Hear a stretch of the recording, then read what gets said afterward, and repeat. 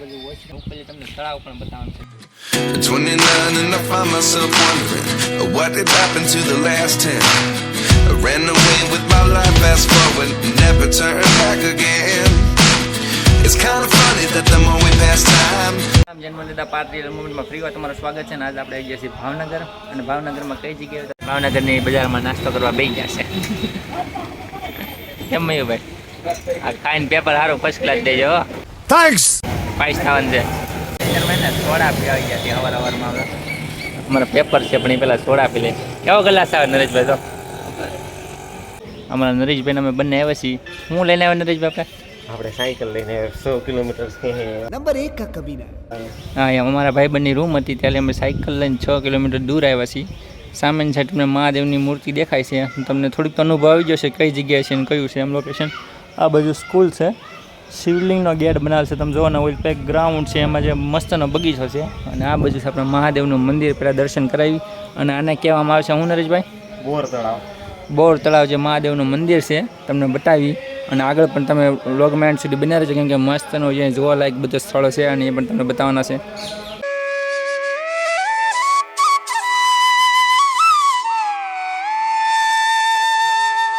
તો ફેમિલી આપણે અંદર મંદિરમાં આવી ગયા છે. સ્થાપનાથ મહાદેવ મંદિર કહેવામાં આવે છે. જે મહાદેવનું નામ છે ને અંદર તમને બતાવું કઈ રીતનું છે.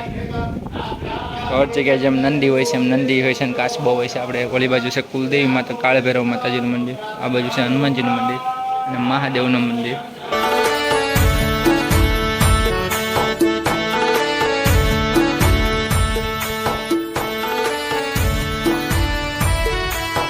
સામેની સાઈડ છે આપણા મહારાજ તક્ષશિલ વોલ, એટલે જે વોલ છે બેસવા માટેનો.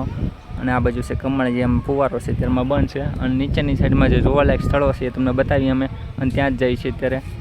સામેની સાઈડ છોકરાઓ રમે છે અને આમ તમે બેસવાની જગ્યા જો એકવાર કઈ રીતનું છે. અને આ સાઈડનું લોકેશનની વાત કરીએ તો બેસ્ટમાં બેસ્ટ આનંદ મેળવવા માટે, રીલ બનાવવા માટે, વિડીયો શૂટિંગ કરવા માટે બેસ્ટમાં બેસ્ટ લોકેશન છે. ને એ બહુ મજા આવે છે. અને અહીંયા તમે બંને બાજુ જુઓ કે આ માહોલ કઈ રીતનું છે. અહીંયા એકવાર તમે અહીંયા આવો ને ફિલિંગ લો એની કઈ રીતની છે. અત્યારમાં ડેમ બંધ છે, ફૂલ વરસાદ આવશે એટલે શરૂ થઈ જશે. કેમ નરેશભાઈ કેવી મજા આવે? ભાવનગરનું ઘરેણું એટલે કે બોર તળાવ. તો વળગી જેવું બનાવેલું છે. એમાં સારી છે. અત્યારમાં ડેમ બંધ છે. આપણે વરસાદ ફૂલ આવશે એટલે શરૂ થઈ જશે. નીચેની સાઈડમાં જે બેસ્ટ લોકેશન છે તમને બતાવીએ અમે. છે ને ફરવા આવ્યા હતા. આ બધું વોશરૂમની સુવિધા છે, પાણી પીવાની સુવિધા છે. અને જે અલગ અલગ રીતે બેહવાની જગ્યા છે. તમે જોવો ને તમને ફૂલ એટલે ફૂલ મજા આવે. અને હવે આપણે જશું ઉપર, અને ઉપર તમને તળાવ પણ બતાવવાનું છે. તમે લોકમાં સુધી બનાવી રહેજો. તો ફેમિલી હશે ને ઉપરની જગ્યા છે, નીચે તમે જોઈ રહેશો કેટલી જગ્યા છે ફરવા લાગે ને કેટલું બધું છે. તમે આખો દિવસ એન્જોય કરો ને તો હમણાં ખૂટે એમ નથી. પણ તમે એમ કહેતા ઉપર અમે કેમ આવ્યા, નીચે કેમ ન ગયા? કેમ કે અત્યારે બધું બંધ છે. 4 વાગે હમણાં બધું શરૂ થાય અને એ પબ્લિક વધતી જાય છે. અને સન્ડે તો એટલી બધી પબ્લિક હોય કે પગ મૂકવાની જગ્યા ન હોય, એટલી બધી એન્જોય કરવા પબ્લિક આવે છે. અત્યારમાં સન્ડે નથી એટલે બધા પબ્લિક ઓછી છે. સામેની સાઈડ છે તળાવ અને આ બાજુ છે ખાલી. પણ સામેની સાઈડ જે તળાવ છે એના લીધે આને કહેવામાં આવશે બોર તળાવ. અને બોર તળાવ નામે આ મહાદેવનું મંદિર ઓળખાય છે. અને આપણે સામેની સાઈડ બંને બાજુ પાણી ભરાઈ જાય છે અને આ બાજુ પણ પાણી ભરાઈ જાય છે. સામેની સાઈડ તમને આખું ભાવનગર દેખાય છે ફેમિલી. તો તમે એકવાર આવે તો કોમેન્ટ કરો, ન હોય તો એકવાર જરૂર. અમે છે ને અમારા મયુરભાઈની વાટે છીએ. કેટલા વાગ્યા નરેશભાઈ? 12 ને હવા 12 છે. હવા 12 થયા છે ને 1 વાગે પેપર પૂરું થાય પછી એને લાઈન નીકળીશું ઘર બાજુ. પણ એ પહેલાં કંઈક જવાનું છે તો વ્લોગમાં એન્ડ સુધી બનાવી રહેજો.